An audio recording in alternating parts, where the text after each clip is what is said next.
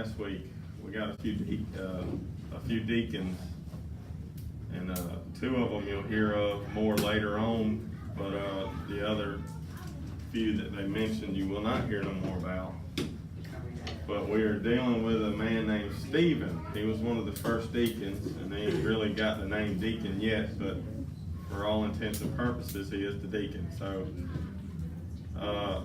we found out that this deacon not only was fulfilling the part of distributing food like they had asked him to do, but he was also going and, sharing Jesus with everybody and preaching the gospel. So the high priest and the Pharisees and all the highly godly men had done decided that this is blasphemous stuff that he's doing, and has made up lies about him and has been put him on trial pretty much to get him killed. So we're going to back up just a little bit, and I'll read the last few verses of 6. That's Acts chapter 6, everybody. And then we'll get into Acts chapter 7. And this is just his, I almost want to call it preaching. He's going to preach to them for a minute. He's going to go all the way back to Genesis and talk about all the different people and how, the Jews has always turned away from God's plan or killed God's people or, been unaware of who God sent for them. And it comes all the way down to the end where he ends up being our first martyr, which a martyr is somebody that dies for their faith. So, and just to take note, this is like one of the longest sermons that you're going to see in Acts, and it is from a deacon. It ain't even from one of the apostles. So, keep that in mind. So, anything to add to that, anybody, before we get started? Anything to recap? That was okay. We're going to back up to 14 on chapter 6. And we're just going to read through, and we're going to pick right up at 7. I'm just going to say verse 1. Okay.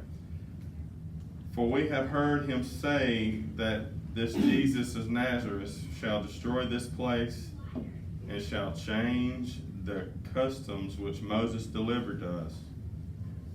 And all that sat in the council looking steadfastly on him, saw his face as it had been the face of an angel. So this right here is Stephen sitting at a jury pretty much in court, and they have done made up all these lies that, Jesus is going to tear down the temple, and, we're going to change the customs of Moses, the law. And they looked at him, and he's got the face of an angel. And if you remember last week, the only person that shined like that was Moses when he come down off of the mountain when he just got done talking to God in that burning bush. So it was, related to that. So a lot of the commentaries relate that to that. So I just pointed that out. Chapter 7, verse 1. Then said the high priest, are these things so? So he's asking them, everything we just heard, is this for real? Are y'all really going to try to tear down this place and change the law? And Stephen replies, verse 2, and he said, men, brethren, and fathers, hearken, or listen. The God of glory appeared unto our father Abraham when he was in Mesopotamia, before he dwelt in Charan,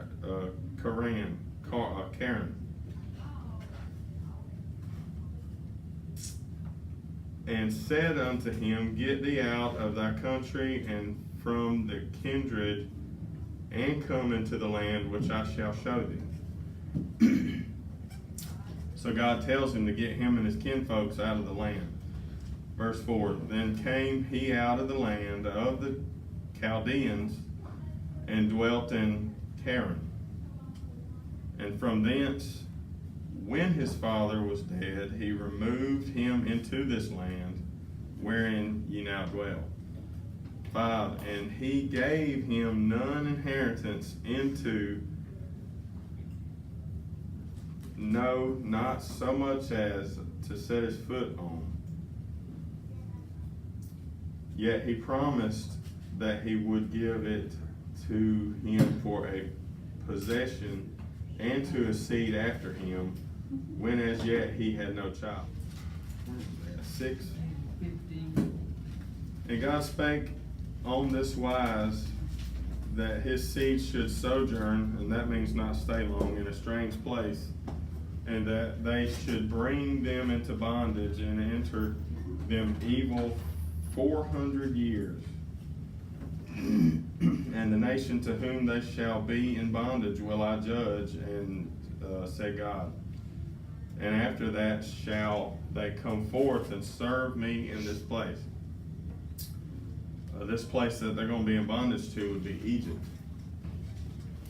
8. And he gave him the covenant of circumcision, so Abraham begot Isaac. Begot means Isaac was his son, and circumcised him on the 8th day. And Isaac begot Jacob, and Jacob begot the 12 patriarchs. So he's giving him a history lesson here, and this is all Old Testament stuff, and this is stuff that those guys that he was talking to would have known real good. So he's just, he's telling him all this to say, hey, I know what the book says. And we're fixing to get into, y'all remember that story where Jacob got sold by his brothers, and this is what we're fixing to get into. So he even tells them this story. 9, and the patriarchs moved with envy sold Joseph into Egypt, but God was with him and delivered him out of all afflictions and gave him favor and wisdom in the sight of Pharaoh, king of Egypt. And he made him governor over Egypt and all his house. Now there came a dearth over all the land of Egypt and Canaan.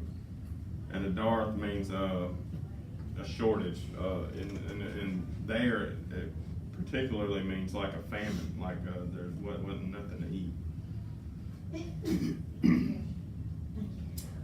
But when Jacob heard that there was corn in Egypt, he sent out our fathers first.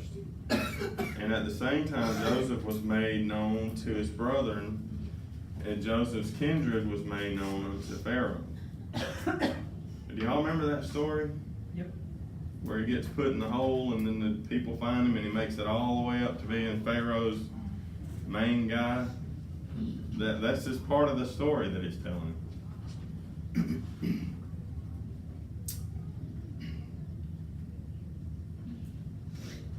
What was that? 13? 14. Then sent Joseph and called his father Jacob to him and all his kindred, 75 souls, which would be 75 souls. So Jacob went down into Egypt and died, he and our fathers. And when carried over into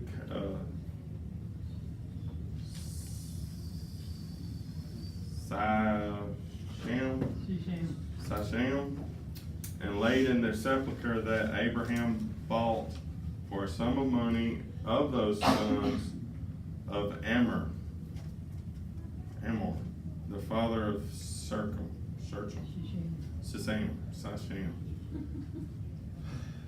These wild names. Yeah. 17, but when the time of the promise drew nigh, which God had sworn to Abraham the people grew and multiplied in Egypt, till another king arose which knew not Joseph. The same dealt subtly with our kindred, and evil threatened our fathers, so that they cast out their young children, to the end they might not live. You remember that king that told the people to kill all the male kids, and they ended up putting that one little boy into the river, and that one little boy ends up being Moses, yeah. So he's picked up to where Moses is now, and you remember Moses and Jesus has a lot in common as far as what goes on in their life. Let's just read a little further and I'll reiterate with 20, in which time Moses was born and was exceeding fair. That means he was a beautiful kid. And nourished up in his father's house 3 months. So he stayed at home for 3 months before he was, they couldn't hide him no more. And when he was cast out, Pharaoh's daughter took him up and nursed him for her own son. And Moses was learned in all the wisdom of the Egyptians and was mighty in words and in deeds. I just want to stop right there. Do you think, and we're going to find out, we'll just read the next verse, 23. And when he was full 40 years old, it came into his heart to visit his brethren, the children of Israel. So you got to think, for the first 40 years of Moses' life, he did not look like what you would imagine looked like. Moses looking like with the staff and the long robe. He looked like an Egyptian, a rich Egyptian, with the little head thing and all the Egyptian stuff. I really never knew that until I read this. That's crazy to think about it. He was a full-fledged Egyptian writing the hieroglyphics and all that stuff. Hieroglyphics.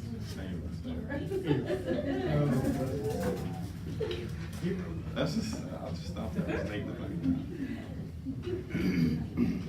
about. So, it went 40 years before God put it on his heart to go check on his people, which were the Jews. And when he shows up, we'll see that they rejected him, just like, they rejected Christ.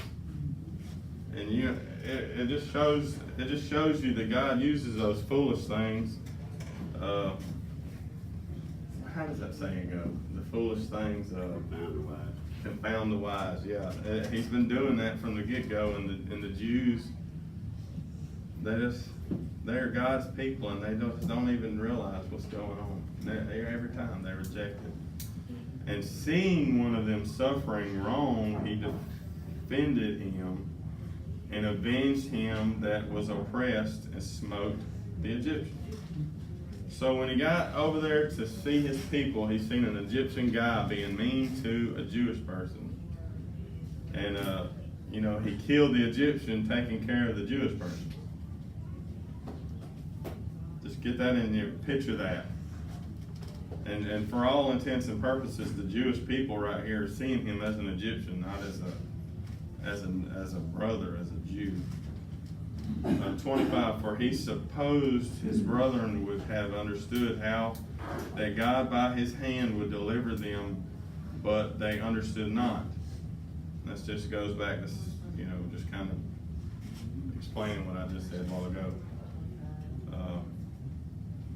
He showed up to deliver the Jews out of what was going on with the Egyptians there, trying to save them from the Egyptians and the being slaves. And the Jews didn't want to have anything to do with it, didn't understand.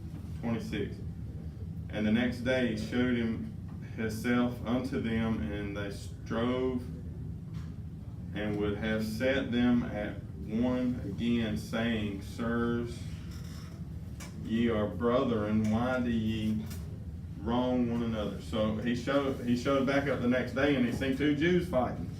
Not an Egyptian beating up on a Jew, but a Jew fighting another Jew. And he goes, why are y'all fighting each other? Y'all are brothers.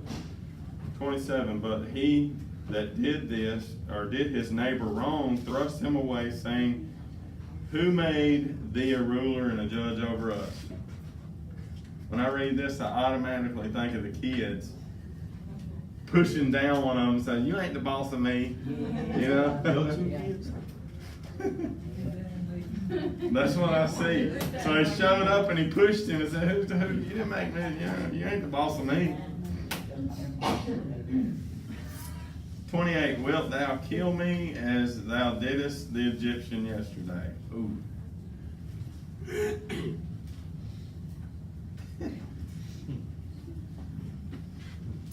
With that being said, then fled Moses at the saying, and with a stranger in the land of Midian, where he begot 2 sons. So he had 2 sons. He said, you know what, I ain't even fooling with y'all. So he fled and he went to Midian and had 2 kids, 2 sons.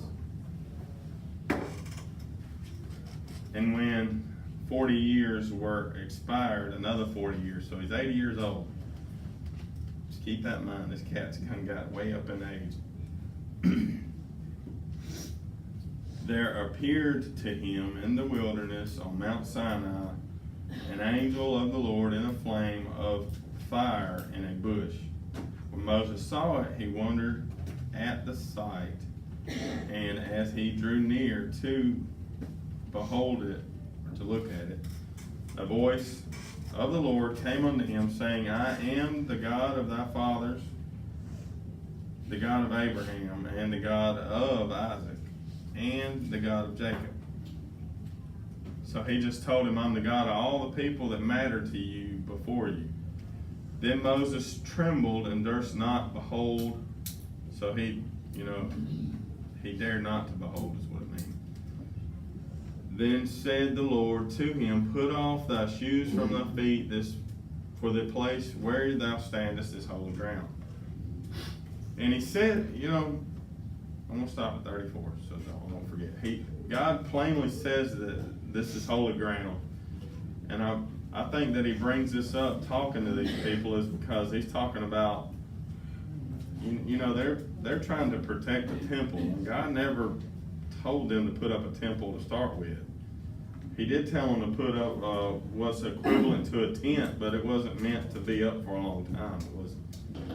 God never said, hey, go put up a temple and, coat it with gold and worship it. They worshiped the temple just as much as they did God. So he brings up this place where you're standing on this mountain was holy ground because it was just because God was there. So, necessarily God ain't, just because you build a building don't mean God's there. Where God's at is holy ground. And I think that was a good point that he wanted to bring up to them. Say, hey, you're defending the temple and it's a place, it's not, God don't care about your building.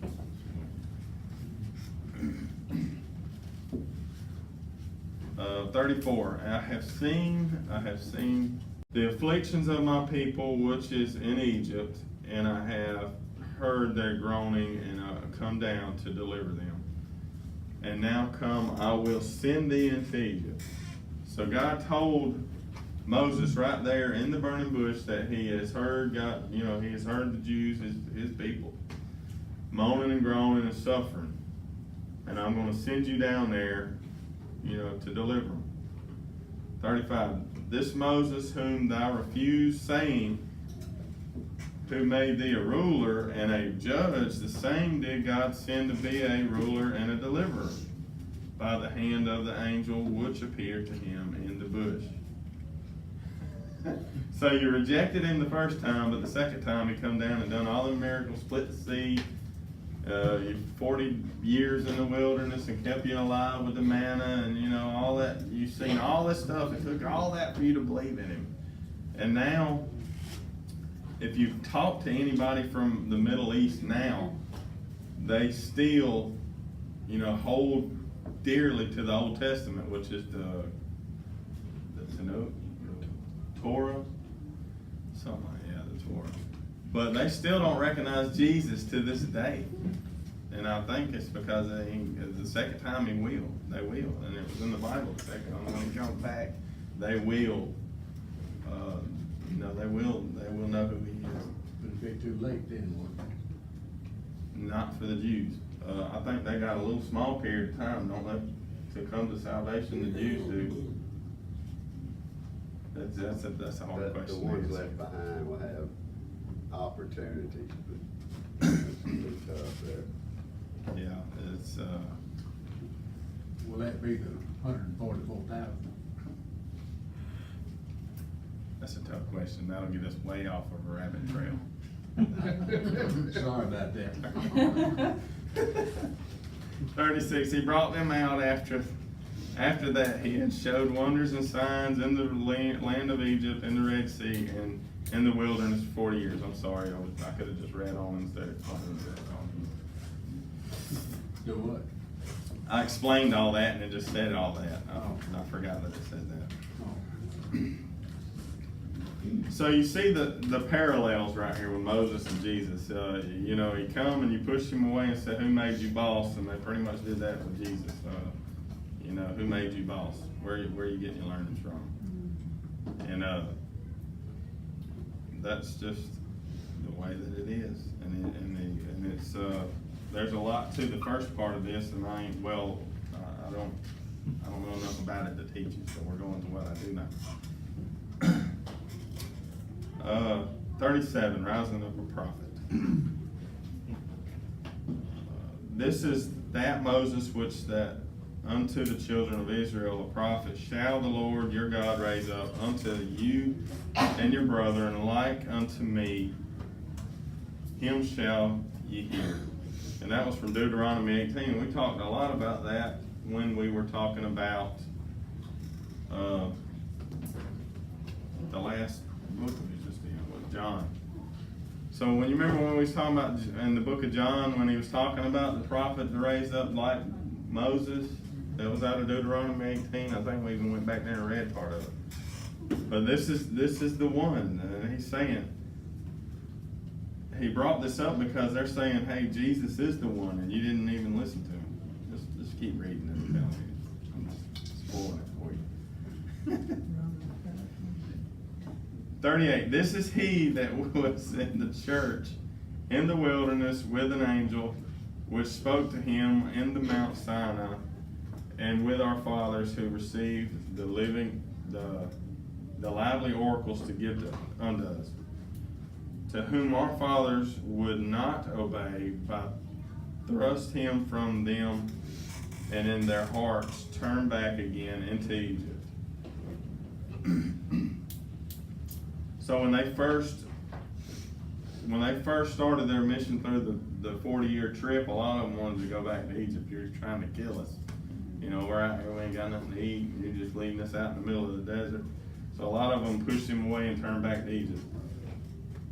40, saying unto Aaron, make us gods to go before us, for as for this Moses which brought us out of the land of Egypt, we wot not what he has become. So they don't know what he has become. They don't know nothing about him. And this is, if I ain't mistaken, this is one of the times that he goes up and they figured that he done got killed or left or something. So they built this big old golden calf and started worshiping Baal. Baal? Something like that. Was it Baal? So they had done made up a new god and started worshiping a golden statue of a calf. So it was that easy, just like that. They had done turned away from God.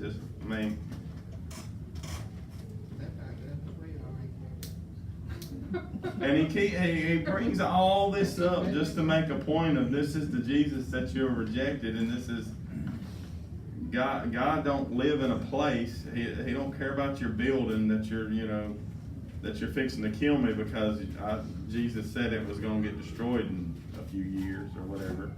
Because he did say that one brick wouldn't be left standing on another. Jesus didn't say that he was going to tear it down.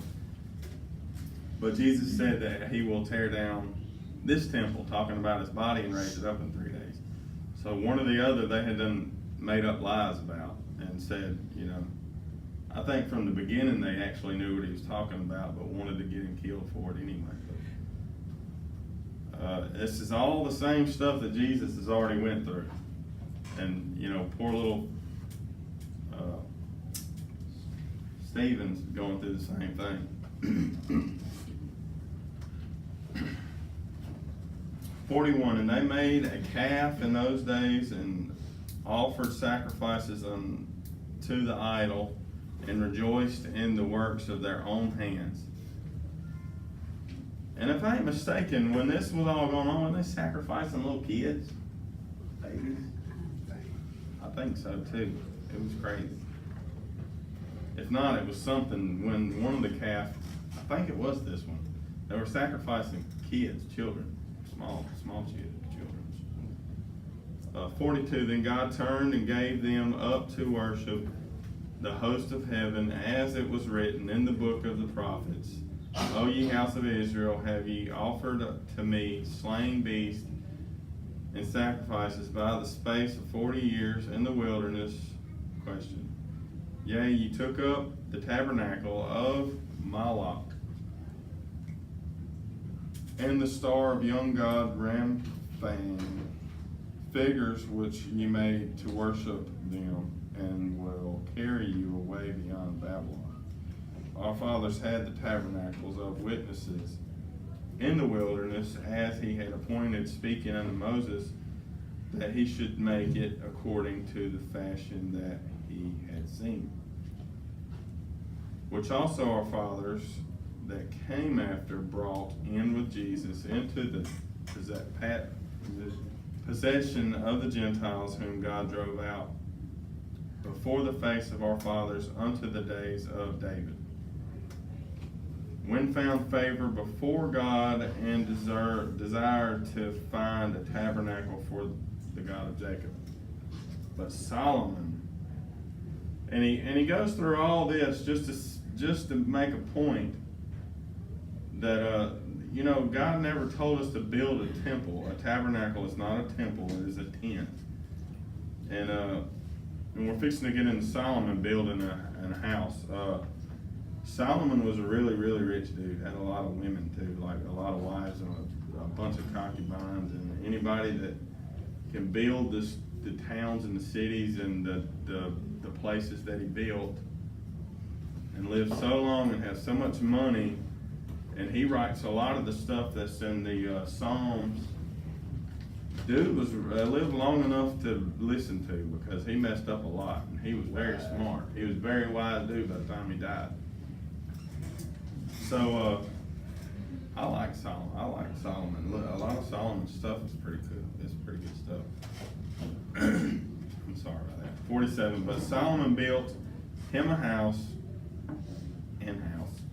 howbeit the Most High dwelleth not in temples, but with hands, as saith the prophet. If you wanted to go back to that was 2 Chronicles 17, or Chronicles 17. You can read all about that. There's so many different places that he refers back to. Buddy is like well versed in the Old Testament. He knows it all front to back. And he throws all this out to these people, making a point on each thing that he's getting judged for. So he's just saying, the Most High does not dwell in temples made with hands, as saith the prophet. 49, heaven is in my throne, and earth is my footstool. What house will ye build me, saith the Lord, or what is the place of my rest?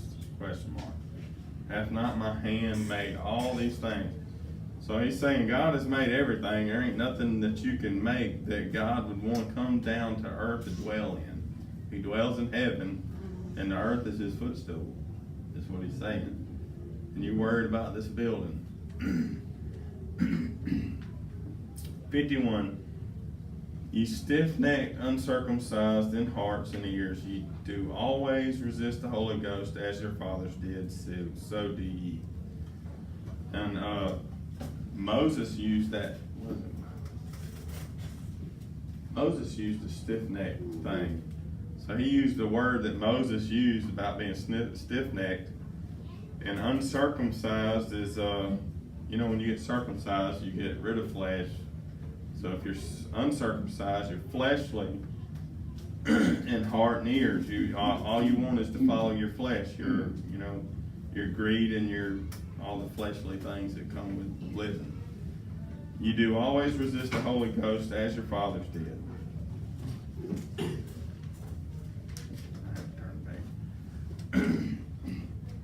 Which of the prophets have not your fathers persecuted? Question. So far, they've persecuted all of them, not listened to none of them. Have not your fathers and they have slain them which should be before of the coming of the one whom ye have been now the betrayers and murderers.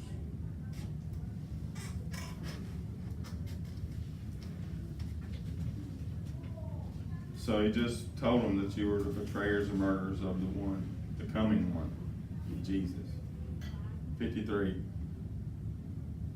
Who have received the law by the disposition of angels and have not kept it.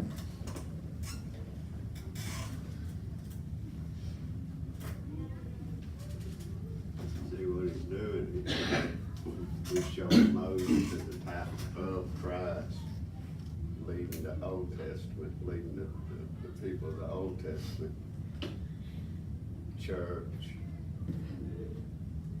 whereas Christ being the leader of the New Testament Yeah. church, which is, That's the old covenant and the new covenant. right, which the world represents the wilderness, you see. All right, we're finna get in the last part. Any questions about it so far? There's a lot of questions I got. You really gotta know everything that happened. You need to go read, the first 4 or 5 chapters of the book, and then you can kinda get what's going on right here to the fullest. But that's what that whole discourse right there was about. Yeah, the whole, from Genesis, from the beginning, right after the flood, when the Jews were established, they had resisted and not realized what was going on until just about too late.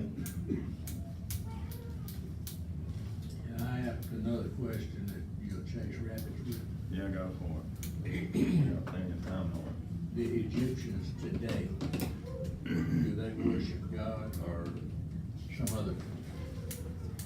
I don't think so, not a Some do and some don't. There's Christians all over the world, but Well, I a lot of know the that. people in the Middle East are, Muslims? Islam, yeah. Hindu and Muslim. yeah, Allah and, Buddha. I believe Egypt is primarily Muslim. Oh, okay.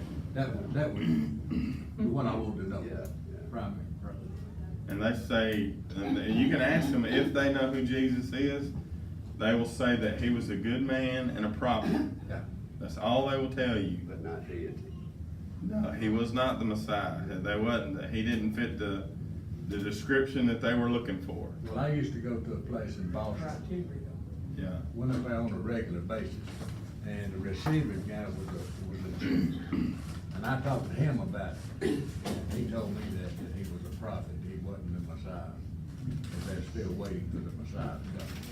I believe if any of the Jews actually sat down and read the Bible that we look at and seen how our Bible is not just how you persecute Jews, because I seen a thing that this Jewish guy was raised his whole life saying, do not get a hold of an English Bible. That's how the New Testament part is how to persecute Jews. And when he got it, this is the way he was raised up, his mom and dad was telling him this. He said when he got grown, he was so curious about it, he went to the library and checked, was reading it without anybody looking, and got to reading, and it ain't nothing about persecution. It's all about everything in the New Testament reflects back to the Old Testament.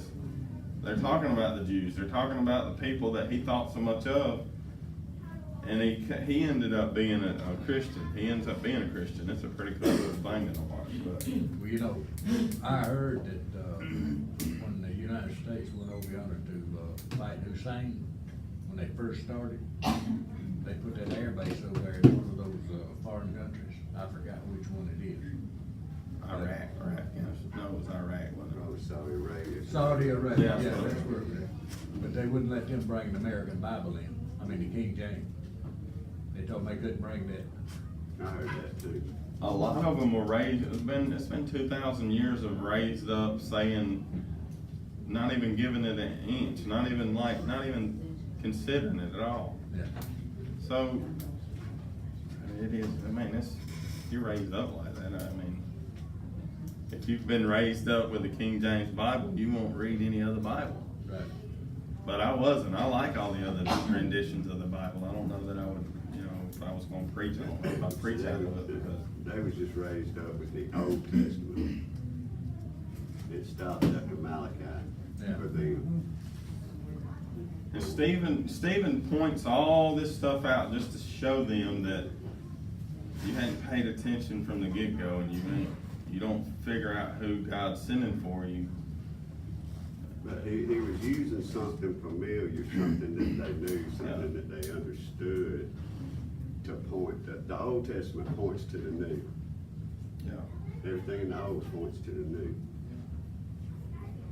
There is a ridiculous amount of parts in the Old Testament that is fulfillment of Scripture, and it's like, I'll look it up, it's like to the 100th power or something. It was like, 400 prophetic, something like that, over 400 it was, prophetic. there's no way in the world that it could, if it wasn't from God, that it could be just circumstance or coincidences.